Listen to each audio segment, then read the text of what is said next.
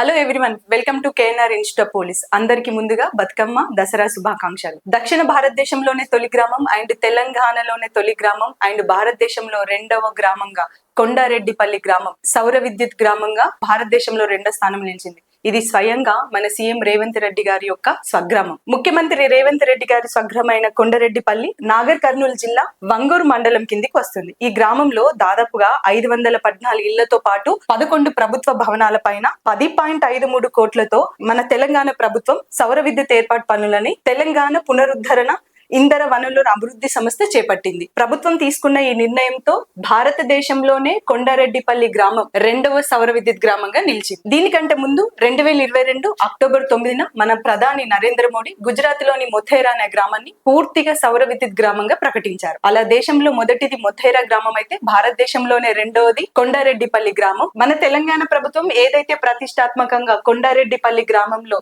ఏర్పాటు చేసిన ఈ సౌర విద్యుత్ అనేది ప్రతి ఇంటి పైన 3 కిలోవాట్ల విద్యుత్ ఉత్పత్తి సామర్థ్యంతో ఇప్పటికే 480 ఇళ్ల పైన ఈ సోలార్ ప్యానెల్స్ ని ఏర్పాటు చేసింది.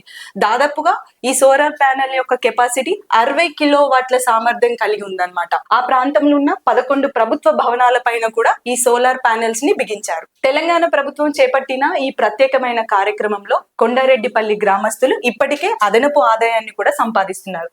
దాదాపుగా ఈ కార్యక్రమం కోసం ప్రభుత్వం 10.53 కోట్లను వెచ్చించింది. ఇందులో కేంద్ర సబ్సిడీ కింద 3.56 కోట్లు లభిస్తే సిఎస్ఆర్ కింద 4.09 కోట్లు లభించాయి. దాంతో పాటు మౌలిక సదుపాయాల అభివృద్ధి కోసం 2.59 కోట్లని నిధులుగా సమకూర్చారు. మనం ఒకసారి జీకే పాయింట్ కనుక అబ్జర్వ్ చేస్తే ప్రపంచంలోనే 100% సోలార్ విద్యుత్ నడుస్తున్న తొలి ఇంటర్నేషనల్ ఎయిర్పోర్ట్ అది మన భారతదేశంలోనే ఉంది, కేరళలోని ఎయిర్పోర్ట్ కొచ్చి. అయితే భారత ప్రభుత్వం ఇటీవల విద్యుత్ వినియోగాన్ని తగ్గించేందుకు దేశంలోని ప్రధాన నగరాల్లోని విమానాశ్రయాలు ఏవైతే ఉన్నాయో వాటిలో సౌర విద్యుత్ ప్లాంట్లను ఏర్పాటు చేయడానికి ఆపరేషన్ భాస్కర్ పేరుతో ఒక ప్రోగ్రామ్ ని తీసుకొచ్చింది. రీసెంట్ గా 2024 సంవత్సరంలో ఏపీఎస్సి గ్రూప్ 1 ప్రిలిమ్స్ లో ఈ స్కీమ్ గురించి ఒక క్వశ్చన్ అడిగారు. భారత ప్రభుత్వం 2024-25లో 75,000 కోట్ల బడ్జెట్ తో ప్రధానమంత్రి సూర్యఘర్ ముఫ్తీ బిజిలీ యోజన అనే ఒక పథకాన్ని తీసుకొచ్చింది. ఈ పథకం యొక్క ముఖ్య ఉద్దేశం ఏంటంటే భారతదేశంలోని 1 కోటి గృహాలకి ఉచితంగా 300 యూనిట్ల సౌర విద్యుత్ ని సరఫరా చేయాలనేది ఈ స్కీమ్ యొక్క ప్రధాన ఉద్దేశం.